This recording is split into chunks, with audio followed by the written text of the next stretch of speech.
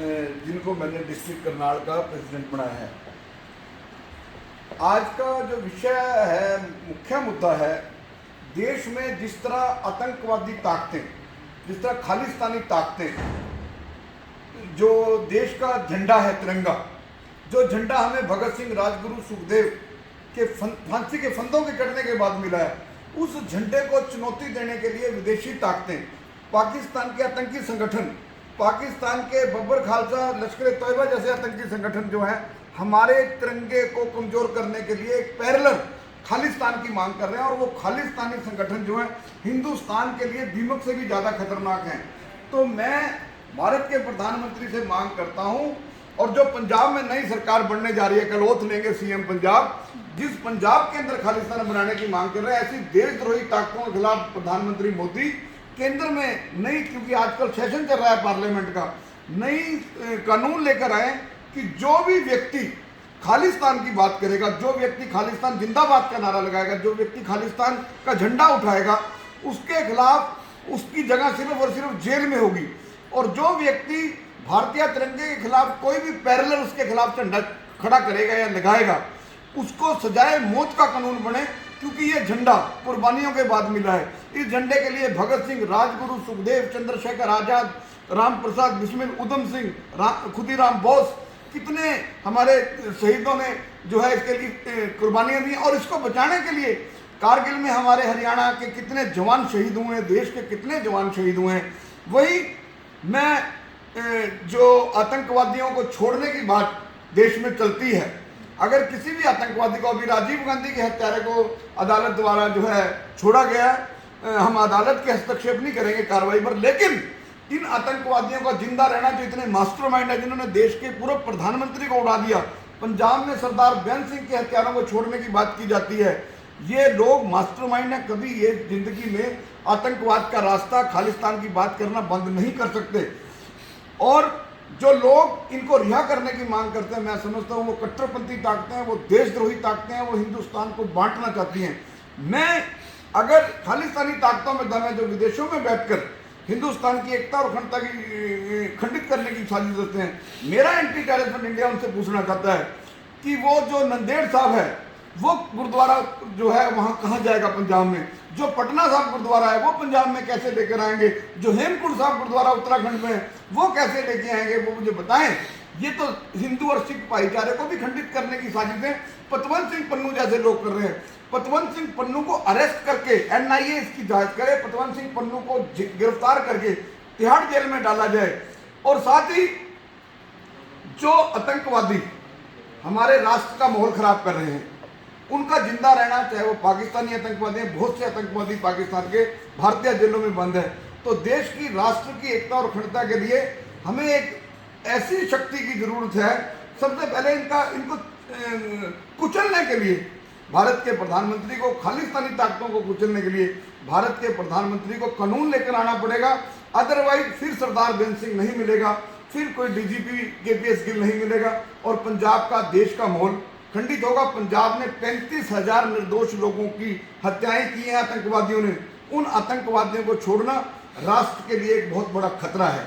और मैं वहीं आपके माध्यम से यूक्रेन के अंदर जो भारत के प्रधानमंत्री नरेंद्र मोदी, जिनको मैं हमेशा संत, जिनको मैं हमेशा जो है ऋषि मुनि, पीर पैगंबर मानता हूं, भले ही वो एक पॉलिटिकल पार्टी के प्रधानमंत्री हैं, एक भाजपा पार्टी के प्रधानमंत्री हैं, लेकिन मैं उनको सलाम करता हूं, उनके जज्बे को सलाम करता हूं। जिस यूक्रेन में जिस भारतीय ने तिरंगा हाथ में उठाया हुआ था, रूस की सेना का या रूस की सरकार का उस युवा के ऊपर या उस व्यक्ति के ऊपर बुरी नजर से देखने की भी हिम्मत नहीं पड़ी, और कितने हजारों लोगों को जो है प्रधानमंत्री मोदी बचा कर लेकर आए।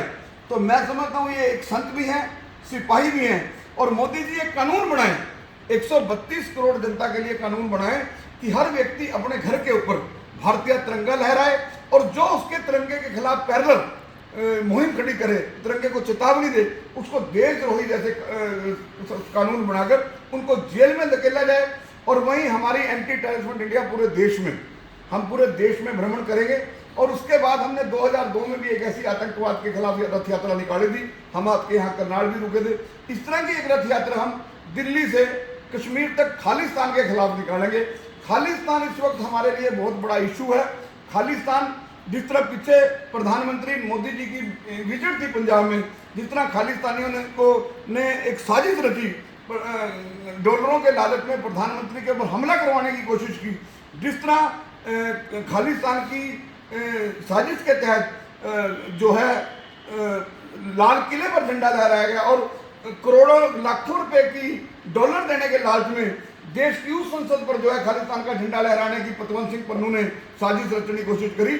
जो संसद भारत की आन बान और शान है, हमारा एंटी टेररिस्ट, हम मरते दम तक खून का एक एक कतरा जब तक हम जिंदा हैं, खालिस्तान हमारे लहू के ऊपर या हमारी लाश के ऊपर तो बन सकता है, ऐसे हम खालिस्तान नहीं बनने देंगे।